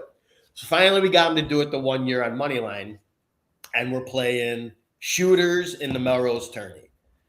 And when I talked about getting shelled in that inning against Miller where I gave up 4 and I got yanked. I gave up 12 runs in the first inning against shooters and then finally got yanked. And Joey Carbs come in. I think he might have gave up 1 or 2 that I had left on the field. We make a miraculous comeback. We end up taking the lead going into the top of the 7th. I think we're up like 24-21. But they hit for Joey. So I had to go back in and proceeded to get shelled again in the top of the 7th. And I gave up 6 runs. And I think we lost like 27-24. And I felt so bad for this man because he came in there. He shut down a team that obviously was hitting. And all he kept telling me was, I didn't even want to play, man. I just didn't even want to play. And I'm like, dude, I'm so sorry. I go, that should have been your win. That should have been it. Joey's the best dude, man. Side note to that shooters game story is that Johnny Ryan, now pitching for the Pharaohs, he didn't get taken out of that game. He gave up all 24 of those runs throughout the 7th. He didn't sub him out at all. So I'm glad that he didn't make any top 10 lists today either. But no, Joey Carbs is the man. I told him he wasn't going to be on this list because I had him in my top 10 right fielders list. Jimmy, I think you might have been there. We played at Oriole Park in that round robin with Matty Dozen at a team, and we were short because the Lentines were coming from their Sunday league, and Carbs had to play the right field in the first inning. Called to him, and he caught it, and he goes, I'm retiring. It's 1,000 fielding percentage in right field. And there was a game he played all 10 positions in one game too for the shooters, I believe. Joey? Yeah.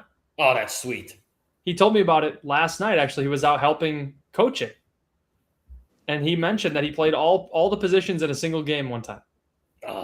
He is the only man who has a cut ball in between the pitcher and short center. And he's money at it too. It's an automatic hit if he sticks with it. Yep. A legend. So I'm gonna get to my number 2. My number 2 is Angelo from the Fat Kids. The way I did my number 2 and number 1, I looked at guys that I felt have been playing the game that have been pitchers their whole life. People that, they might not be the best offense or even the best defense, but the way they present, the way they deliver the ball, the way they pitch, kind of what they do with hitters and so on. That's why I put these 2 guys that I have at number 2 and number 1 where they're at. They might not be the fastest guys. They might not be the best hitters. They might not be the best defenders, but these 2 have been pitching the longest. And I feel that these 2 deserve to be number 2 and number 1 just based on what they do and how they pitch. Angelo also has an incredible pickoff move. He does. So he does. Yeah, he's very quick with his hands. And him and Bruce. He's got an advantage on a lot of the other pitchers in the game because he's been doing it as long as he's been doing it as well. So Angelo, for me, comes in at number 2. Yep, I agree. I also had Angelo at number 2, and I wanted to make him up there with Eric Mandarino, but he didn't invite me back to his golf league this year, so I won't talk to him until next year. That guy's a jerk. I won't talk to him anymore. He's not my friend anymore, so I don't like him. He did not even make my top 10. There you go. Irrelevant. He's actually a good ass pitcher, but he's a very good pitcher. But Angelo for sure takes the cake at 2. Great knuckleball, messes with hitters more than anybody I know, and I feel like Mick is getting ready to do something crazy here for his next. Oh, okay. No. I wanted to. I want to say it was the same year that Angelo ended up throwing the perfect game at A Nationals. Yeah. I played with Fat Kids in, I think, the Phil Coronado tournament at Harrison. Okay. And Angelo was nice enough to catch and let me pitch. I think we were playing Splash, and I cost Angelo a second perfect game that year because I walked the leadoff hitter. The next guy hit into a double play. Next guy flew out. We got the next 3 hitters the next inning, and then I let Angelo finish the game, and Angelo got the next 9 outs. So they did not have a hit in the entire game, but it wasn't a perfect game because I walked the fucking leadoff guy. Wow. So he could have had 2 perfect games in the same year. Wow. Pretty impressive. Donnie, who do you got at number 2? That was Angelo. Angelo. You Mick, guys go 1. Who do I'll you got finish at number 1. 2, Mick? No, I gave you a 2. You guys go with your number 1s. My He number said 1 will be Carbs. last. Yeah, Joey Carbs. All right, go ahead, Donnie. We know who your number 1s are, so you can say them together. Yeah, Moji's my number 1. I said this about a year ago. He's obviously the best delivery, best knuckleball, best everything, pitching wise. Defensively, though, he's not the worst. I think if you hit it at him, most of the time he's going to make the play. Right? He knocks it down. Balls do stick to him. Offensively, running wise, we all know where Moji is, but that's not why he's number 1 on my list. He's number 1 because not only has he done it the longest, but in my opinion, he was one of the best even when he was younger. And I got to play with him when he was on Binge. Play with him. I believe we were on Jinx, or we played a couple years on Jinx. But I've been a teammate of his for a long time, and now he's on the Flash, and he's still the same guy. And he pitches very well. He messes with hitters. He knows how to work batters. And in my opinion, right now, even at his age, he's still probably the best delivery and the best guy in the game. If you're talking balls and strikes, somebody that works batters, works heights, obviously the knuckleball is the best in the game. You'd be shocked that I didn't put a signature player at number 1 because after our first game, I better chill out with that shit. And I'm going to put Moji at number 1. But he's the best. Yeah. And he wins shit by himself sometimes. I've pitched against Moji for 20 years. I've been in a game where me and him together played at Carroll Stream in the A Nationals, and we combined to walk like 19 guys because of the wind. I've also played with him in a Burbank league where he struck out 9 guys in a game, foul outs and looking and all this shit. I think my favorite story is when he was on Jinx and they picked up Krasny for the Forest Park tournament, and Krasny was hitting the shit out of the ball, but Moji was as well. So Moji would bat last, get a base hit, and then Krasny would gap one, and we got to watch Moji have to run all the way around the bases. And he did it all Sunday. I think that was the year they might have finished second.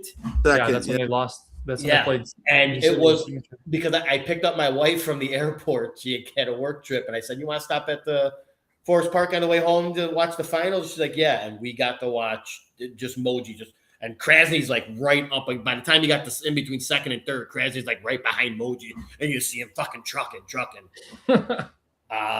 He hit his ass off that tournament, but yeah, he's the best pitcher in the game.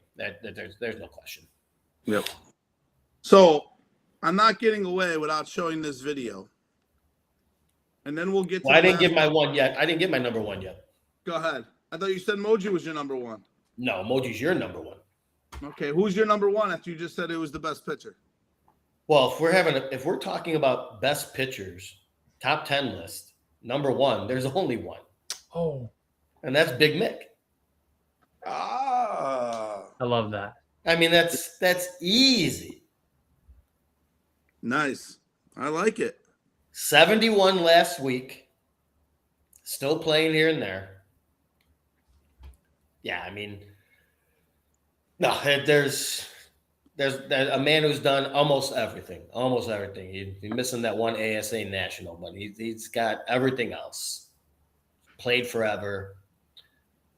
Yeah, he's number 1 on any list you're talking about pitchers. So that's number 1. Very cool. That's awesome. And I'm sure he would definitely appreciate that out of his own son. Curtis King is another guy that I forgot when I was putting this list together from the Pharaohs. I think Curtis is a damn good pitcher. And he pitches in black Air Force Ones. Even more impressive. Doesn't wear spikes. Best story, Moji is at Forest Park, and he knocked the score sheet out of the Iowa coach's hand. The one that passed away.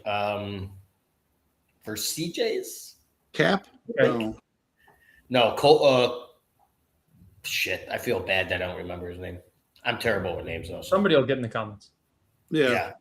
He was topless when he did it. He was hammered.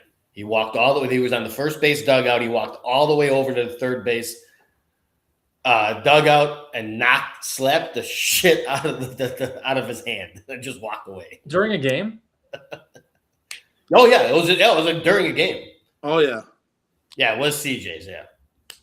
So, Mick, I gotta show this video. I have to. Give me. Because this is our Uncle Dave before a Forest Park game, before the week before Forest Park. Thanks, Drew. I didn't want to say Cody and mess it up. Stretch this, Panic. Oversleep on that, Jake from Lane Farm. Oh, yeah, Johnny Who? Little Mick serving them up tonight. What? I'm getting ready for Forest Park.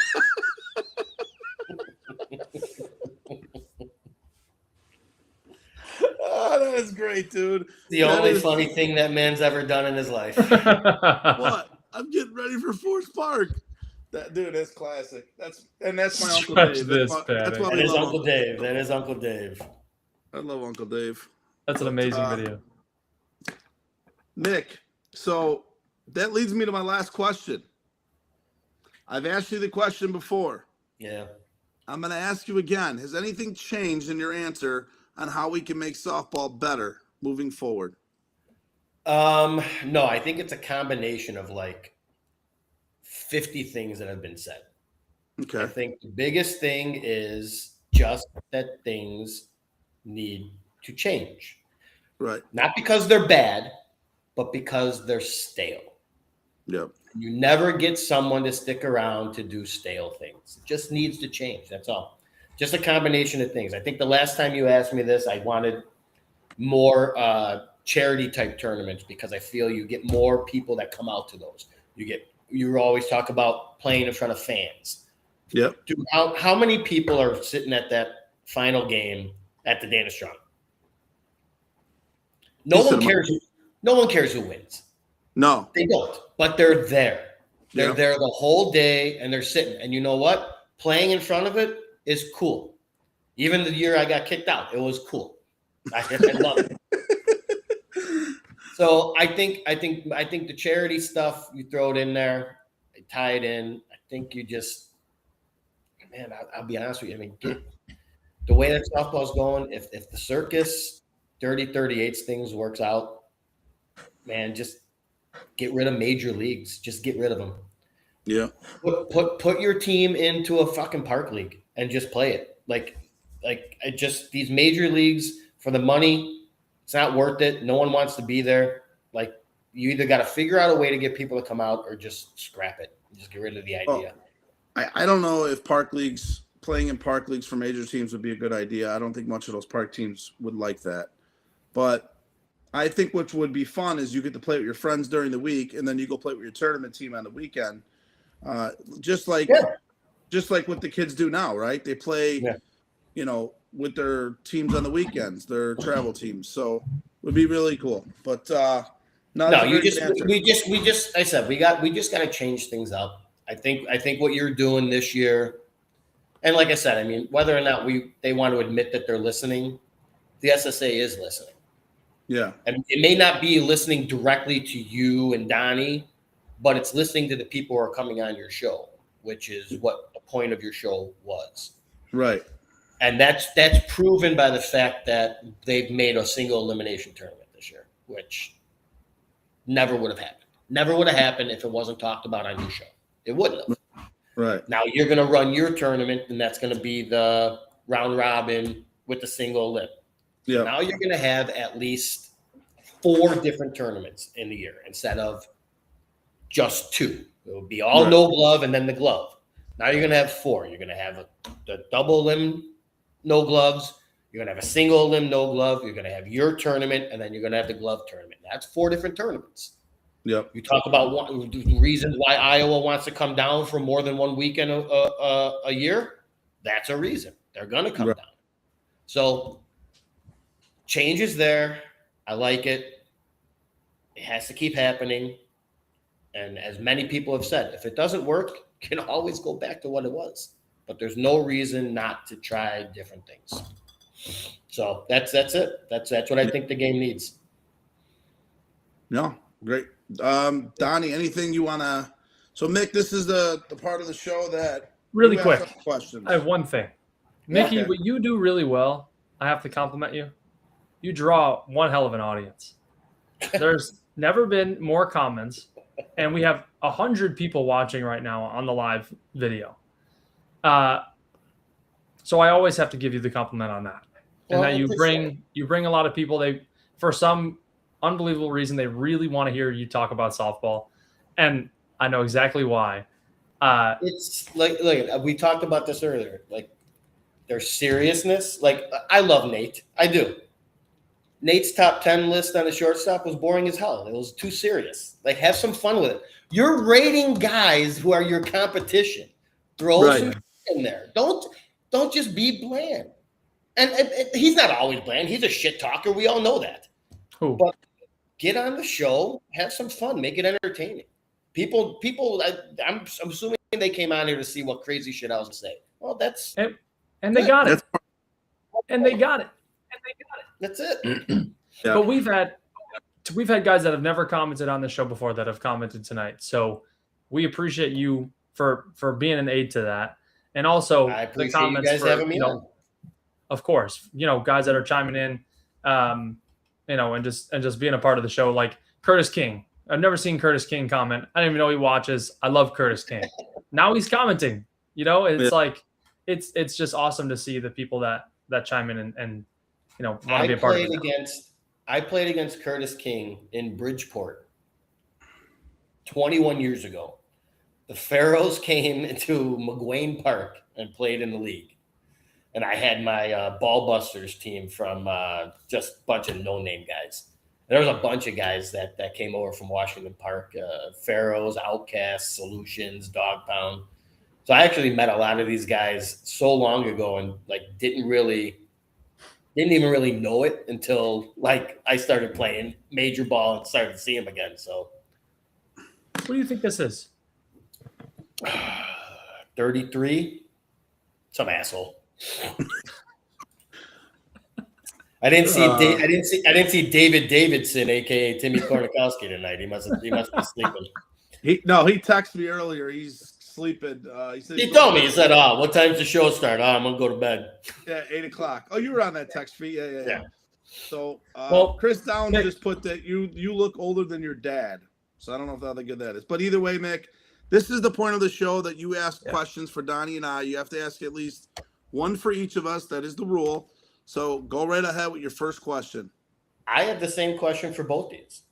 Oh, same question. Donnie, you're going to go first. Jimmy, your answer might be a little different because you're old, and that's fine. But this will be your second year on 45s. This will be your third year on signature. Okay. Yeah. Is that the team you're finishing with? Is that the team you're looking to stay with for the rest of your major softball career? Or is that an open-ended discussion to be had? It's a good question. Now, I do want to say it is a different question for both of you because of the stages of your career you're at. Jimmy, you've played with major teams before. We're not pretending that. But we can be honest and say, let's say 45s are top 3 team. For a lot of years, you didn't play with the top 3 team. You played with the top 4 through 7 team. Yep.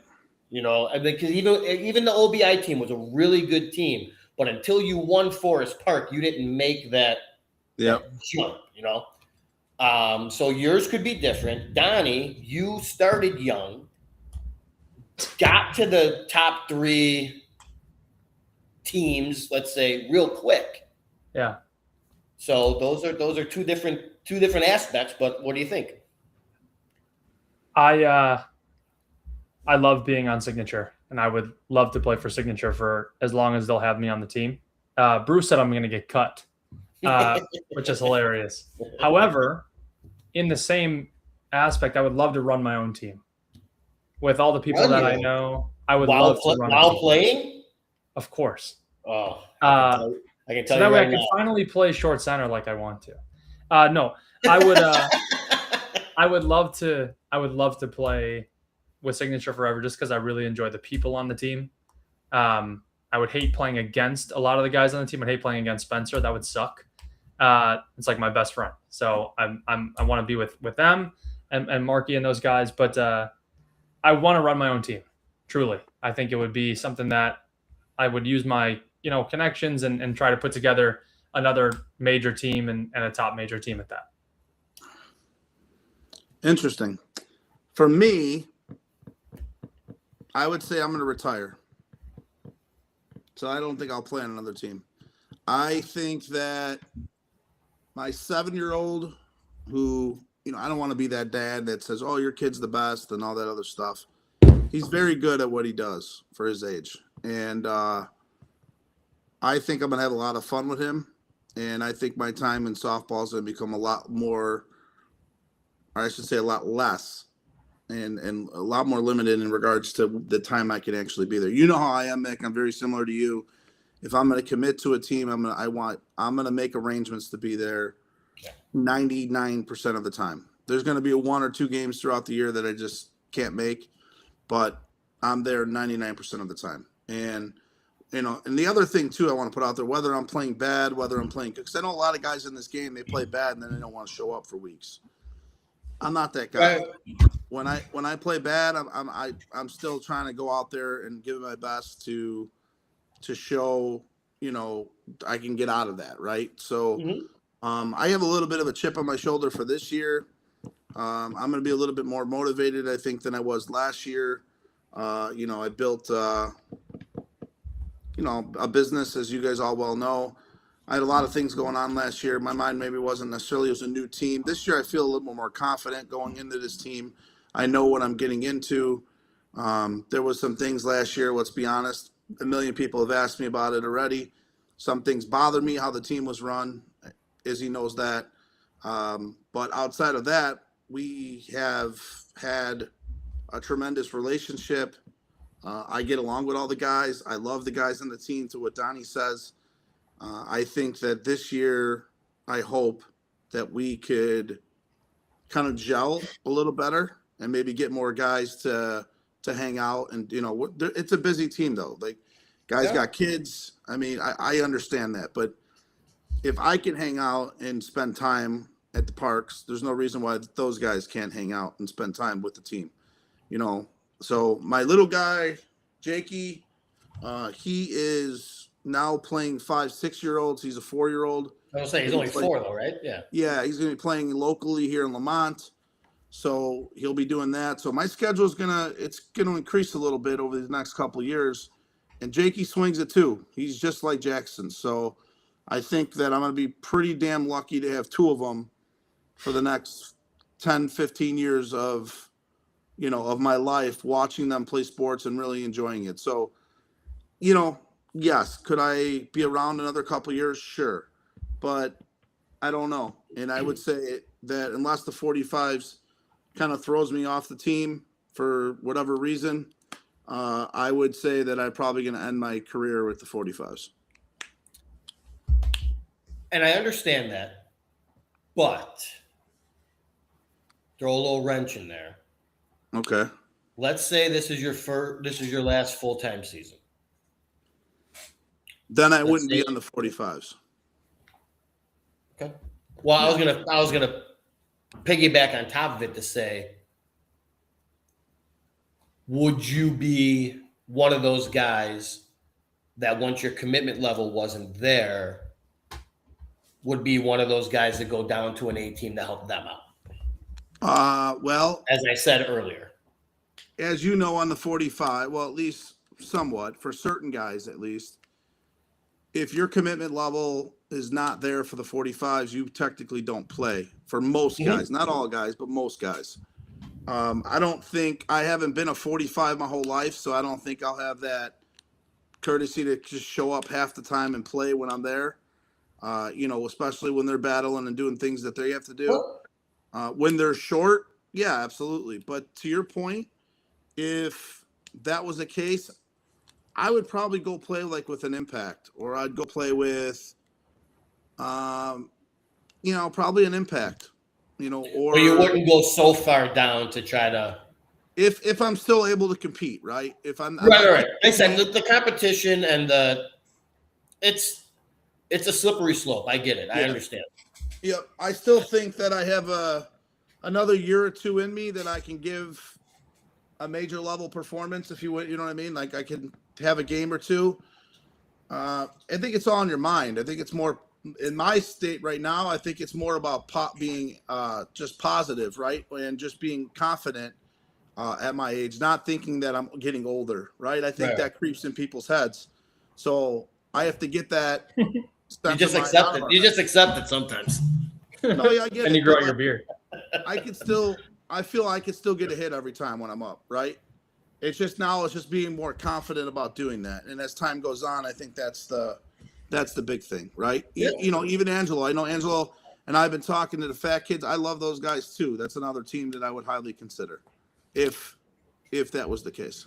I once had an invitation to the Fat Kids. And what happened? You talked? I know I turned it down because I couldn't be there all the time. Right. It was a couple about 3 years ago or whatever. The year after they won the A and they had to go major, I think Angelo had some work issues that he wasn't sure if he was going to be able to be there all the time. And he's like, "Well, you just come out when I can't be there." And I'm like, "Yeah, but I can't guarantee that day I'd be available." So I'm like, "How am I going to help you?" So I'm like, "No, I can't do that to you guys." Right. So your dad's yelling at us, but there's a rule.